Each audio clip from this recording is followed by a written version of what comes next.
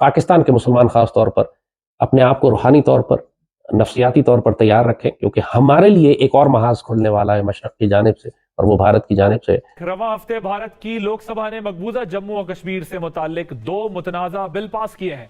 इस दौरान home minister Amit Shah ने सेक्युलर इंडिया के बानी और साबिक वजीर आजम जवाहरलाल नेहरू को तनकीद का निशाना बनाते हुए कहा कि आर्टिकल 370 को आइन का हिस्सा बनाना गलती नहीं बल्कि एक ब्लंडर था, जिसका खमियाजा कश्मीर को भुगतना पड़ा। आने वाले वक्तों में पाकिस्तानी तैयार रहें, अब आप आजमाए जाएंगे, बल्कि अक्सरियत अजाब में मुब्तला की जाएगी। ऐसा कभी भी नहीं हो सकता, क्योंकि ये भारत की आज की कोई नई बात तो नहीं है। ये सिंस 1947 वो इस तरह की स्टेटमेंट देता रहता है, लेकिन उसको ये नहीं पता कि पाकिस्तान अपने मुल्क का दिफा करना जानते हैं, और इंशाल्लाह हम अपने एक एक इंच का दिफा करेंगे।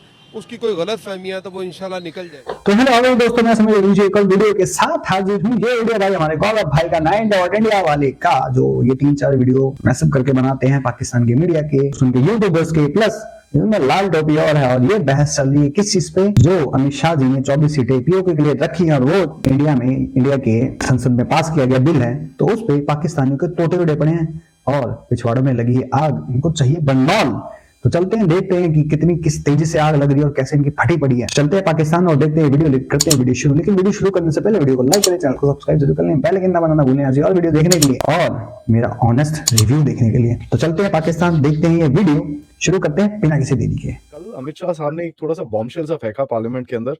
ऑल्दो ये बॉम्बशेल पहले भी आ चुका है, लोगों ने इसके बारे में काफी बात करी है कि जेएनके की जो हमारे पास नहीं है जो हिस्सा, उसकी सीट्स अभी भी रिजर्व्ड हैं। क्या है, कल एक बिल पास हुआ और ये बिल से काफी चीजें आगे बढ़ेंगी, तो इसमें देखेंगे क्या राइट है, क्या रॉन्ग है, क्या वनरेबिलिटीज हैं, क्या गलतियां हैं। जो गृह मंत्री अमित शाह जी ने कल जो 2 बिल्स लाए लोकसभा में, वो कोई नई रेवलेशन नहीं थी, कोई नई चीज उन्होंने नहीं कही, लेकिन उसमें सबसे बड़ी बात जो थी, जो कल हुआ, जो बिल्स उन्होंने लाए, वो ऐतिहासिक इसलिए है क्योंकि लोकसभा में वो पारित हुए।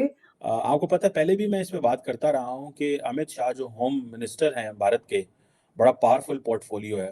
उन्होंने कहा है जी कि जो कश्मीर है, जिसे वो पाकिस्तान ऑक्युपाइड कश्मीर यानी कि आज़ाद कश्मीर जिसे वो कहते हैं, पाकिस्तान कहता है, वो कहता है that is a part of India. और उन्होंने इस हवाले से जो है वो कहा है जी कि ये तो ब्लंडर्स थे नेहरू के ब्लंडर्स हैं। बीजेपी कहती है कि जनाब हम कश्मीर लेंगे, और ये तो बस वो ब्लंडर थे उसके नेहरू के, सीज फायर को अनाउंस कर दिया, वरना आज वो होता हमारा। मैं पूछना चाहता हूं पाकिस्तानी सियासतदानों से, सरकार से, भाई आप क्या कर रहे हैं, आपकी क्या जिम्मेदारी है? अमित शाह जब दिल करता है उठता है, बोलता है, कहता है मैं ले लूंगा कश्मीर।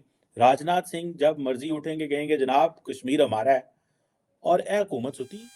हाँ, तो मोटे चीन ये बता देना, सूअर की चर्बी वाले इंसान, ये यूएन ने भी प्रूव्ड है पाकिस्तान ऑक्यूपाइड कश्मीर है, ना कि जम्मू कश्मीर है ऑक्यूपाइड। डॉक्यूमेंट कहाँ है? तुम्हारे बाप इंडिया के पास, यानी हम लोगों के पास है ये यूएन के अंदर भी। और ये सीरियसली नेहरू का ब्लंडर था कि सीज फायर अनाउंस कर दिया, नहीं तो उस टाइम तुम्हें ठोक पीट के बजा के सुधार देते। तो ये आज रंडी रोने नहीं मच रहे होते, और अपने आप को पढ़ा लिखा कहता है, डॉक्टर अपने आगे नाम के आगे लगाता है। काय का डॉक्टर है बे तू? काय का सूअर के पिछवाड़े में हाथ देके चेक करता है पॉटी इनकी सही आई है कि नहीं आई है? अब तो पढ़ ले डॉक्टर, तो थोड़ा पढ़ ले, पता नहीं तुझे जो वो लोग कहते हैं, है नहीं क्या? डॉक्यूमेंट किसके पास? यूएन में प्रूफ किसने का रखा है कि हाँ भाई पाकिस्तानी इन्वेटर था? नहीं पढ़ा जाता, तो वेबसाइट पे जाके पढ़ ले अगर वीडियो देखे तो। तुम जैसे लोगों की सूअर जैसी शक्ल वाले, सूअर जैसी चर्बी वाले लोगों की इज्जत तो ऐसे नहीं करता मैं। आप थू, इनके पास कोई जवाब नहीं है। पाकिस्तान हमेशा से ही कश्मीर के ऊपर बात करता है और कश्मीर पाकिस्तान का ही हिस्सा रहा है। ये सिर्फ और सिर्फ हमारे सियासतदानों की गुफलत की। कश्मीर अगर पाकिस्तान का हिस्सा था तो फिर वहाँ की अक्सरियत ने हमारे साथ इल्हाक क्यों नहीं किया था? हमें क्यों अटैक करवाने की जरूरत पड़ी थी? अगर इस बात का मैं आपको आंसर करूं तो इसमें हमेशा से ही मैं आपको बताना चाह रहा हूं कि पाकिस्तानी पॉलिटिशियन का एक बहुत बड़ा किरदार रहा है। इनको बैरून मुल्क की जो फंडिंग मिलती रही है, जिसकी वजह से इनको अपने चक्करों के अंदर इन्होंने कश्मीर को हमेशा से ही डिप्रेस रखा है। तब तो बैरून मुल्क के, तब तो पॉलिटिशियंस नहीं थे ना, तब तो कायदे-ए-आज़म मोहम्मद अली जिन्ना का दौर था। जी ये बात बिल्कुल आपकी ठीक है। 1947 से जब ये पाकिस्तान आज़ाद हुआ था, बिल्कुल कायदे आज़म का ही रोल था इसके अंदर, बहुत ज़्यादा रोल था, उन्हीं की वजह से ही हमें ये आज़ादी मिली है। लेकिन ये जो आप बात कहना चाह रही हैं ना कि इंडिया के अंदर अक्सरियत अगर थी हमारी मुसलमानों की, और वो पाकिस्तान को तब आज़ाद करवाने के, जब हम 97 में हमने कारगिल की जंग की थी, वो क्यों नहीं उन्होंने हमारा साथ दिया। तो इसके अंदर भी सियासतदानों की और बहुत बड़ी थी कि जैसे कि देखें तब अगर नवाज शरीफ वापस, अबे क्या चूतिया वाले आंसर कर रहे थे, क्या बड़वागिरी कर रहे हैं?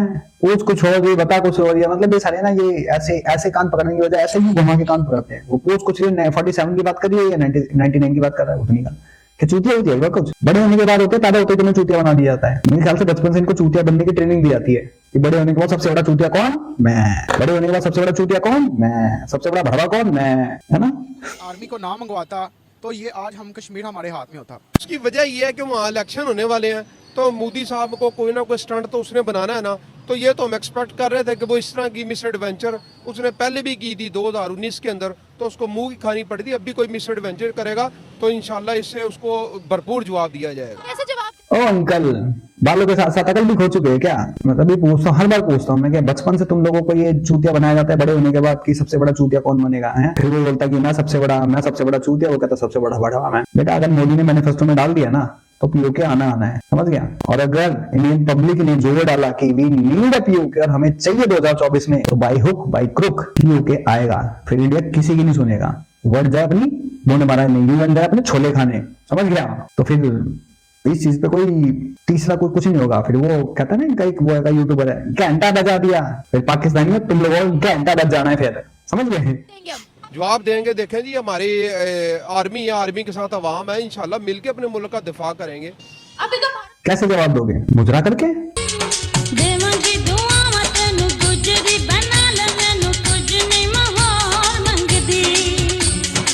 कपड़े खोल के हैं?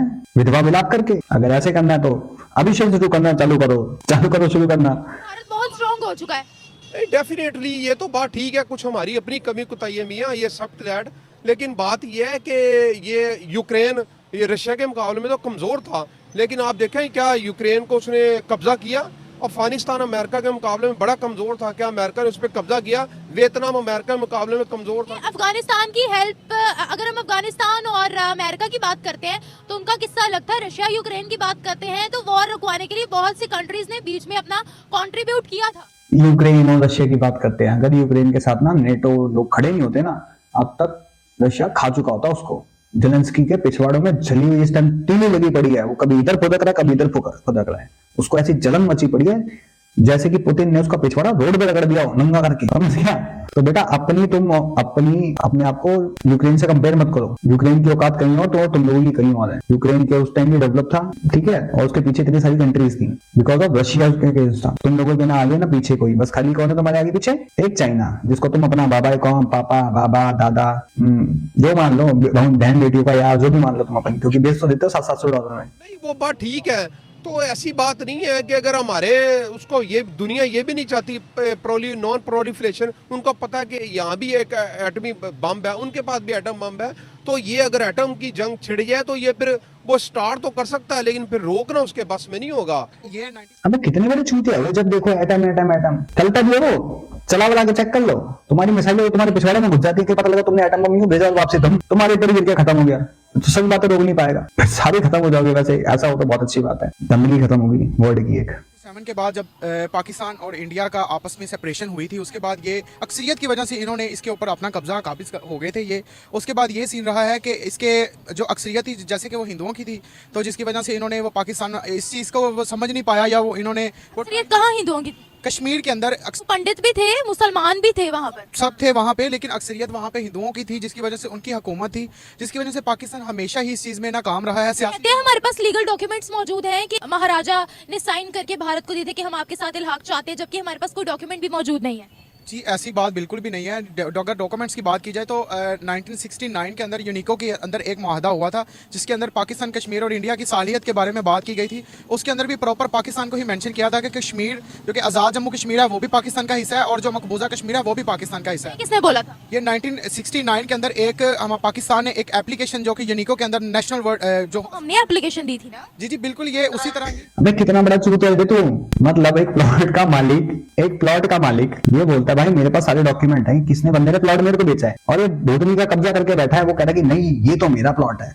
ये तो मेरा प्लॉट है। भाई चूतिए, तेरे को तब भी कब्जे वाला ही माना जाएगा। पढ़े लिखे हैं यार सच में, तभी कहता हूँ ये सारे, ये ना इनके अंदर कंपटीशन होता है। हमारे यहाँ पे कंपटीशन होता है कि सबसे आगे कौन जाएगा, कौन बुलेट ट्रेन बनाएगा, कौन हाइपर लूप बनाएगा, कौन नासा में जाएगा या फिर कौन इसरो में जाएगा, कौन लूनर मिशन करेगा। इनके में कंपटीशन होता है सबसे बड़ा चूतिया कौन बनेगा, सबसे बड़ा बढ़ावागिरी कौन करेगा, सबसे बड़ा भिखारी कौन बनेगा। इनके अंदर इतना बड़ा कंपटीशन होता है, और इस कंपटीशन में हमेशा वर्ल्ड के अंदर पाकिस्तानी जीतते हैं। सबसे बड़ा जाहिल, सबसे बड़ा झूठा, मतलब जितने, सबसे बड़ा रेपिस्ट, सबसे बड़ा ग्रूमिंग गैंग चलाने वाला, सबसे ज्यादा ड्रग किसने बेची, सबसे ज्यादा मर्डर किसने करे, सबसे ज्यादा फटा कौन, सबसे ज्यादा आतंकवादी कहाँ पे, इसके इनके कंपटीशन ऐसे होते हैं। तो इस कंपटीशन में तुम लोग लगे रहो और इसी चूते बंदी में लगे रहो, हमें क्या, मुंड मराओ छोले खाओ, सामने कोई भी फर्क नहीं पड़ना, और इसी सोच के साथ रहो, बस बॉर्डर के उस साइड ही रहो, जो करना है। चीखो, मरो, चिल्लाओ, काटो, मारो, हवो, मुंह तो खाओ उसको, चाहे मछली को चारा खिलाओ, चाहे चारे को मछली के साथ खा जाओ, वी डोंट केयर। बाकी भाई आप लोग बताएं इन जाहिलों की बातों पे आप लोगों का क्या कहना है, और एक सवाल का जवाब जरूर देना कि बचपन से ऐसे होते हैं या इनकी उसके साथ साथ बुद्धि भी गायब हो जाती है। और इस कंपटीशन के बारे में आप लोग क्या कहना चाहोगे कि सबसे बड़ा चूतिया कौन, कमेंट सेक्शन में जरूर बताएं। मैं समीर चलता हूं, मिलता हूं सबको किसी और वीडियो में, तब तक के लिए जय हिंद, जय भारत।